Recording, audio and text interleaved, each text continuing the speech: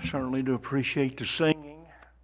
And I don't say that just out of habit, but I don't want to not say it because I do appreciate our singers and musicians. And if you do anything around here, if you just show up, and I don't say just as in it's not important or it's less of importance, but I appreciate what you do.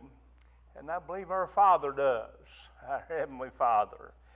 Hebrews 11, I think the Lord has touched my heart to try to continue or finish this message about the substance, that evidence, the word dependence or confidence about our faith. Remind you of the bridge, the highest bridge in the world, and how they tested it, not to prove to them, to find out if it would fall, but to prove that it wouldn't. Because anybody driving the car across that bridge needed to know for sure that they could trust it. I remember the first time I went up to what's the dam that's up there in Nantahala? Yeah. And man alive, I'm telling you. And there's a road across the top of that dam, and I'd never been there, and nobody there. And you know me, if you do know me, if you can drive across it, I want to drive across it. But I'm telling you, I wasn't too sure. I thought, well, it's a road, and I see the road going out the other side, so here I go. And I found out it had been tested before, but I'm telling you, I tested it myself. And thank the Lord I didn't get swept down the river. You ought to go up to Nantahala and look at that thing, I'm telling you. But anyway, we are talking in chapter 11 about different people who showed forth faith. It's called the Hall of Faith. People call it the Hall of Faith. God didn't. But it's a good name. It is displaying, it is revealing, it is telling us about other people who went through life, who faced things like we do, and how they endured faithfully because of their faith, because they depended on God, because they trusted Him, that they believed He was trustworthy. If you don't trust something, or if you wonder if it's trustworthy, there's no confidence. You'll always wonder. You'll always dread. There'll always some apprehension or some fear. But we have looked at Abel in verse 4, and how he by faith offered a more excellent sacrifice. He believed what God said about his sin. And then Noah, in the building of the ark, when it had never even rained, and by fear, being afraid, if I don't do it, I'm going to drown, and so will my family. By fear, he believed, and he worked, and he warned, and he waited. Then we looked at Abraham, and how his faith dealt first with the city. God said, I'm giving you a land, and I am giving you a city, but he never experienced that on this earth. For the city God had in mind the whole time was the heavenly city. And he not only had faith in dealing with the city, but with a child. He was willing to offer up Isaac. In his mind and in his heart, he had already done it. It talks about, has some words that indicate in his heart, Isaac was as good as dead. He had gone through the process. He had worked it out. He had determined in his heart and by his will, I'm going up there. I'm doing what God said. I will slay him. I believe he will raise him up. The only thing he could realize, the only thing he could think about, he knew Isaac was the promised seed. God had shown him that. And he believed what God had said about the nation of coming up through him. So he thought, if I'm going to kill him, God must raise him up. So by faith he did what he did. Then look in verse 22, we find another person that God tells us about and their faith. Look in verse 22, by faith Joseph, when he died. It is amazing to me. All the information that we have about Joseph in the early chapters of Genesis, so many chapters, so many words, so many instances, so much information, and God just seems to go past all of that and goes all the way to the end of Joseph's life and talks about how he dies in faith. But notice what he says. It says, by faith, Joseph, when he died, made mention of the departing of the children of Israel and gave commandments concerning his bones. Joseph is at the end of his life now. He knows he's about to die. And he has spent his life, all of his adult life, over 90 years, if I have analyzed it correctly. Over 90 years he has spent in Egypt, away from the promised land, away from that place that God had promised him and Abraham and Isaac and Jacob. Away from that place he desired, like every Jew, breathing God's air. And all of his adult life he has spent away from that, not only away from it, in Egypt, with Pharaoh, with the wickedness, with the vileness. And you remember his life is an up and down life. He spends time in the palace. Pharaoh wants to teach Joseph the culture of Egypt and indoctrinate him and make him, as we would find another time with Daniel and Meshach and Shadrach with Nebuchadnezzar. Pharaoh wanted to indoctrinate Joseph and use him, being a Jew, to help the cause of Pharaoh and Egypt. So he is giving Joseph everything he could dream. He has luxury running out his ears. He has power galore. He becomes the second in command over all of Egypt. So he has experienced the palace and the best of the best. But he did not only spend time in the palace, he spent time in the prison. I'm talking about the lowest of lows, filthy, unsanitary. Not just that, the wickedness involved in the prison. I suppose you know the best people don't usually end up in prison. You're probably not going to find, I started to say none, but I probably would be incorrect. You won't find many Sunday school teachers in prison. You probably will find some. But in prison, you have pretty much an assurance you're going to be exposed to all kinds of wickedness and perversion and filthiness. I'm talking about the worst of the worst. So he has experienced the palace, the best of the best, and the prison, the worst of the worst. And when he gets to the end of his life, and he's dying and about to breathe his last, he says to them, you make sure when you go to the land, when God keeps his promise, belief, faith, when God keeps his promise and takes you to the promised land, you drag my bones with you. You dig me up and take my bones to the promised land. Here's what I am saying. Through all the palace and the luxury and the power and the riches, and through all the prison and the wickedness and the vileness, he has not been affected with his desire to want God's will. And in our life, there are some who experience palaces. They are well off. They are exposed to riches. They have some power. They have some control. Maybe I could word it like this: life seems to be going pretty smooth for them.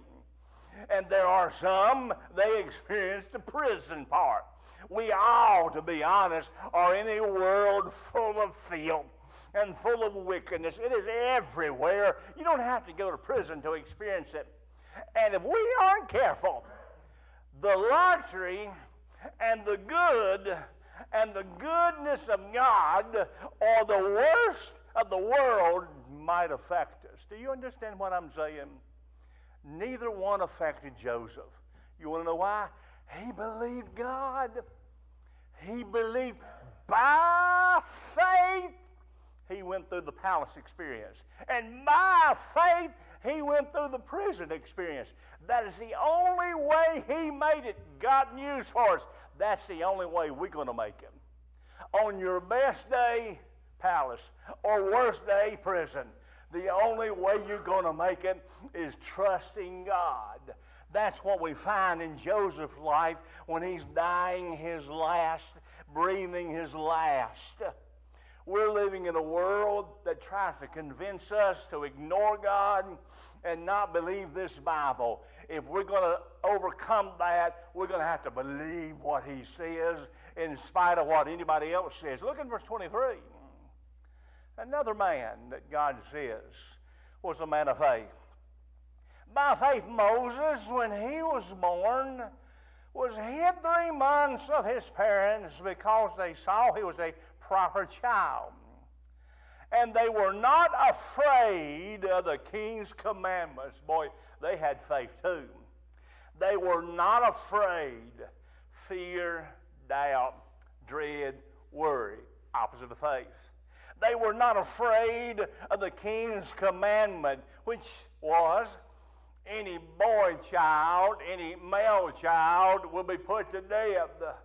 They were not afraid of the king because they were trusting their God. But then notice in verse 24, by faith Moses, when he was come to years, now as sinners on Moses' life, refused to be called the son of Pharaoh's daughter, choosing rather to suffer affliction with the people of God than to enjoy the pleasures of sin for a season.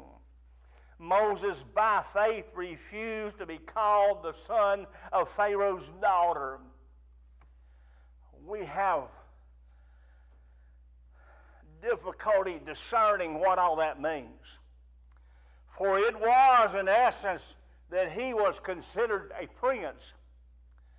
And legitimately, in that position, he would be considered next in line for the throne, for the top dog, for the good prize, for control of the known world.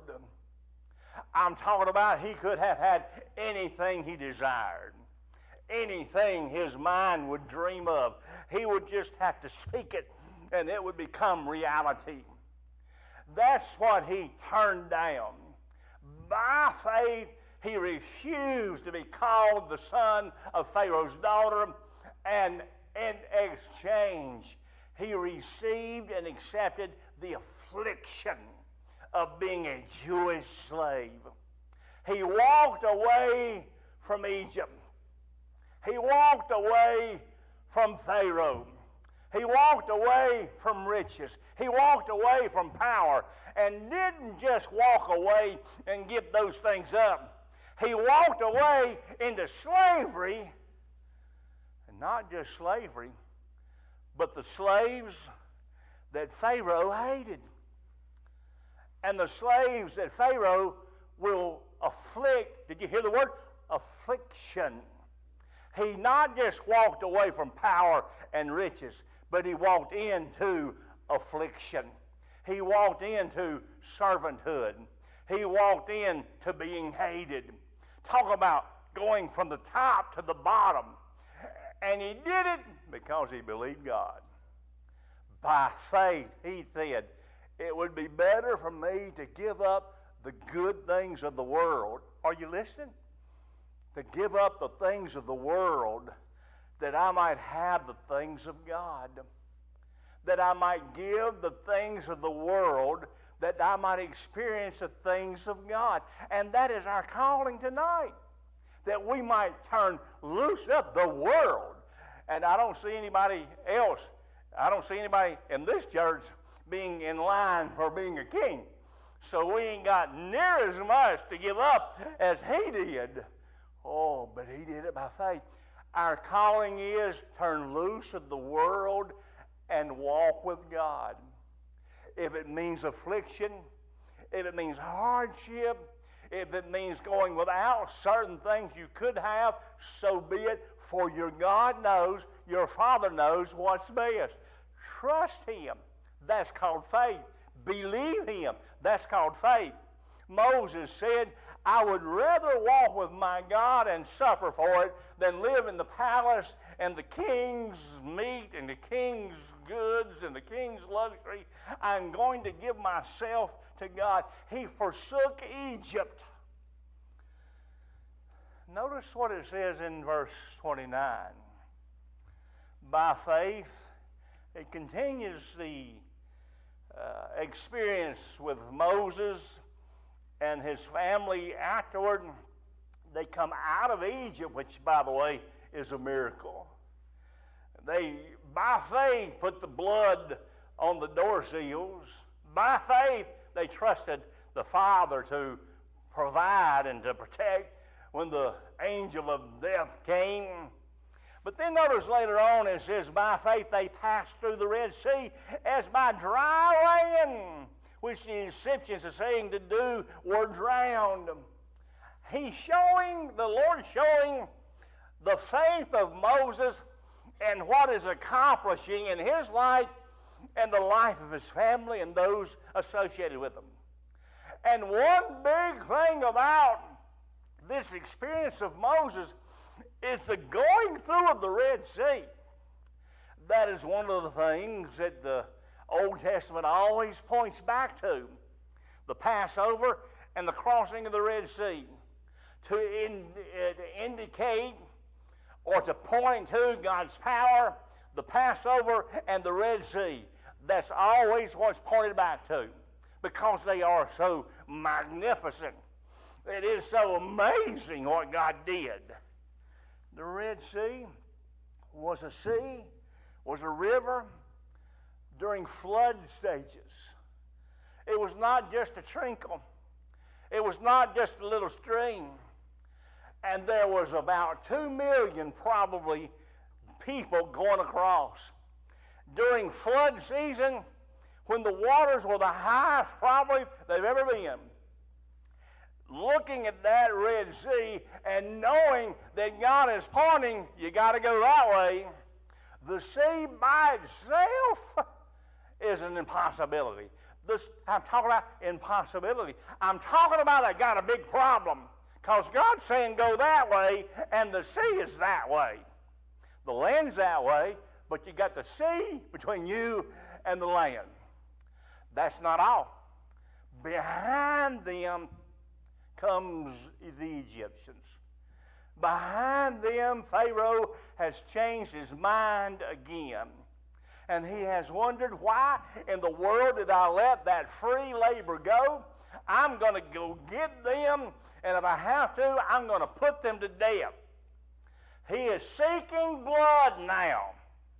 So they had the sea in front of them, and they have Pharaoh behind them, and guess what? There's God in the middle. By faith, Moses goes to God, and God said, what you got in your hand? Hold your staff up. I'm talking about Pharaoh is on the way. They can see them coming. They don't have time to discuss the matter. They don't have time to wait. It is time now for God to move, and he does. And there are times that you will experience problems. You don't have time. I have experienced that. When something had to be done now, and it wasn't just my failure to analyze the situation. and I really have more time than I thought, I'm telling you the facts are, I need something now. Just like Peter when he called on the Lord, save me. And I want to tell you something. God on time came through. And that's the God you have. Moses was a man who had faith. Let's look on the next person. In verse 30, we're going to look at Rahab. By faith, the walls of Jericho fell down after they were compassed down about 7 days. By faith, the harlot Rahab perished not with them that believe not, when she had received the spies with peace. Here the writer of Hebrews takes us back to Rahab. Now, she's still called the harlot. I am under the opinion, I think it's a good one, that she was not practicing this anymore. We would call her an ex-harlot, but she's always mentioned like this to remind us of the good grace of God and how his forgiveness of someone that lived like that can save a person. And we find that in this example of what she did. Israel, they're in the promised land now, and they are going through the land, no way nice to say it, taking over cities, going through the area, putting people to death. And I will have to say this in a hurry. We always look at that about how awful that is, and it is, but could I remind you again, those people deserved it. God was using Israel to judge those people who deserved it. They were getting this not from people, not from Moses, not from Jews, but from God. So they were being judged. So Israel's going from city to city, and the next city on their plan, God's plan, is Jericho. So they send spies in to spy out the city to find out, what do we need to do? How can we overtake this city? And the spies, as they go through, they find this lady named Rahab. She takes them into her house, and the interesting thing she says is, I have heard about your God and what he's done for you. You know what that means? She believed what she heard about God. You know what that means? She believed. You know what that is? Faith. By faith, she took these spies in to her, and everything she represents, they are the enemy. They are the one coming in to defeat them. But she believes God, and she believes God is doing right. She accepts the spies in, and the king hears about it. He sends soldiers to get those spies and put them to death. And Rahab hides them under straw on the top of her house. And to tell you the truth, she fibbed a little bit because she said they'd gone. Don't excuse her telling a fib, but I'm glad she did. And she did it by faith. She did it because she was risking her life. If they had been found, they would have died, and so would she. By faith, she was trusting God to take care of her in a very dangerous situation. And not only that, when it came time for Jericho to be defeated, God told Joshua, here's what I want you to do. Now, in my estimation, and what I would expect and what I would do, I'd say, Joshua, get every weapon you got, get every strong soldier you have, get every brave person you've got, and go do the best you can. But that's not God. Here's what God said. I want you to get the priest, and I want you to get some people with ram's horns, and I want you to walk around the wall of Jericho one time and then go back to camp. And then the next day, I want you to do the same thing. And do that 6 days in a row. Just walk around, and he says, don't say a word. Shh, be quiet. And then he said on the 7th day, I want you to go with those priests and the Ark of the Covenant in front of you, and I want you to walk around that city 7 times on the 7th day. And then I want you to have those priests sound those trumpets, sound those horns, and everybody shout. And when they did what God said, they're believing what God says. When they did what God said by faith, the walls did not tumble over. They did not fall down. They went down like an elevator. They fell flat. And Israel went in and won the battle, but guess what? There's one lady and her family that has put that scarlet thread down, the indication, the proof. Here's where Rahab lives. You leave her alone. She and her family were the only ones that survived when Jericho was defeated, and it was because she believed God. I have no idea how that applies to us. I do know this, we are under a battle, not so much individually with a war and soldiers, but with our devil enemy, our flesh, the world. And I'm telling you, without faith, we will be defeated soundly. And we just need to trust God and obey Him and do what He says to where we can have victory and we won't be defeated. And our God can come and do what can't be done like He did for Rahab and for Israel. Then I want to mention one more thing.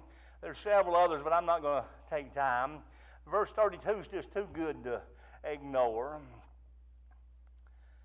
And what shall I say more? He says, oh, there's all kinds of stuff I can say. There's all kinds of people I could mention, but the time would fail me. He must have been preaching on a Sunday morning or Sunday night at a Baptist church, and the time was going by too quick. For the time would fail me to tell of Gideon. That's the Greek spelling of Gideon. And I want to look at Gideon for just a second, and I'll be done. Gideon. That Old Testament man of God. I think somehow I can identify with Gideon more than anybody else we've talked about in this 11th chapter. For Gideon, no doubt, was a man of God. He loved God. He trusted God. But he had some struggles. He struggled with this thing of faith. He knew he could believe God. He just had trouble believing God. He knew God was trustworthy. He just had trouble trusting Him. And I think that's where a lot of us are at. Oh, we know God can, and we know that God's God, but we still struggle with doubt and fear and worry and wondering. We still struggle. And that's how Gideon was. He was a man who struggled. The Midianites were the enemies. And not only were the Midianites enemies, but they teamed up with the Amalekites. And put both of them together were something to be honest, to be concerned about, to be fearful of without God. So the Midianites, the enemy, is planning to overthrow Israel, to overthrow Gideon and his people. And God goes looking for Gideon. And Gideon is in the valley trying to thresh wheat.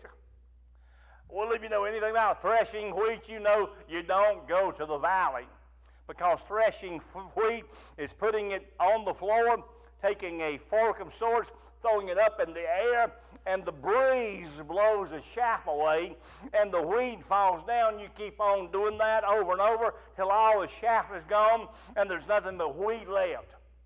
Well, anybody knows there's not much, if any, breeze in the valley.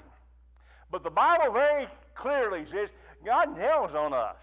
He said, the Bible says, that Gideon was in the valley for fear of the Midianites. He's down there because he's scared. Scared, faith, opposites. God also has a sense of humor. He goes up to Gideon, the angel of the Lord, and says, "Thou mighty man of valor." Gideon probably thought, who in the world is he talking to? Because he knew the fear in his heart. He's struggling. He believes God, but he's still struggling. He's still having a battle with this thing of fear. So the Lord speaks to Gideon, and he says, "I will deliver you." And Gideon said, "Wherewith shall I save Israel?" He's still mixed up. He's still struggling. In Judges 6:16, God says to Gideon, "Surely I will be with thee, and thou shalt smite the Midianites as one man." He finally says, "Gideon, will you please hush? I'm telling you, I will fight for you, and you will win. You will defeat them because of me." And something must have kicked in Gideon's heart, because he did believe a little bit more, but he still does the fleece thing. So all that being said, let me conclude this. The bottom line is, the enemy, 135,000. It's a pretty good crowd. Trained soldiers with weapons and armor and hatred and ready to die if need be. 135,000. And Gideon has 32,000. Well, now 32,000 is more than none. And 32,000, in some respect, is a pretty good number, except for when your enemy has 135,000. So I'm sure old Gideon, old Rick, is wondering, how can I get my number to grow? How can I get more people? I know one thing, they got a whole lot more than us. They're a whole lot stronger than us, and we're going to lose if something doesn't happen. So he goes to God, and God said, tell that 132,000, if any of them are afraid, like a faith, or fearful, like a faith, tell them to go home. And 22,000 walk off. So now, instead of 32,000, he has 10,000. I'm telling you, his Sunday school attendance is going down in a hurry. And he no doubt is concerned. Anybody would. So again, God keeps talking. And he says to Gideon, we got one more step in my plan. And I want you to take that 10,000 down to the river and tell them to get a drink of water. And he says, those that get down on their knees and stick their face down and drink like that, you watch them and you set them aside. And those that kneel down on one knee and scoop up the water in the palm of their hand, you put them on another side. And there were 300 that did the scooping up and laughing like a dog. And the reason was, those 300 knew the danger, knew the enemy, and even while they're getting water to be refreshed, they're still alert. They're still watching. They didn't get down on their face and putting themselves in more danger. So now they have 300. I have no idea how Gideon failed. So God tells Gideon to go and surround the enemy with those 300 men in the middle of the night. Take jars with candles or some form of light inside, some type of flame. The jar will restrict the flame and the light where it cannot be seen. Your 300 men surround that city. You take the jars of light in your left hand and a horn in your right hand. And when I give the signal, you break the jar, the light will be displayed, and you blow that trumpet. All of you at one time. Well, in the city, looking all around at the darkness and those lights. Man alive, to them, it looked like there must be thousands and thousands and thousands. And they heard the trumpet echoing through the hills and echoing through the trees. They thought, surely we are outnumbered, and they ran away. And Israel sought them and slew them with 300 men with a light and a horn.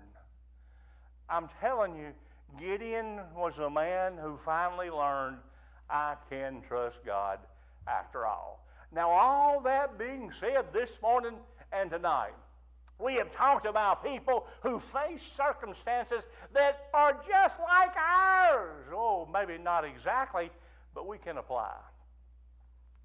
And one thing I see about every one of them, I said, one thing I see about every one of them is their faith led them to obey.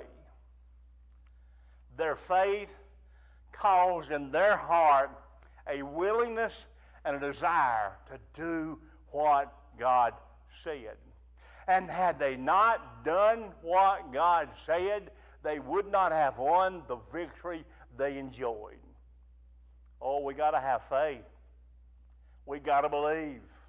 But the kind of faith we need, just like always, just like every person in the Bible, needs to be the kind of faith, a faith that makes us do what God says, to trust Him, to obey Him.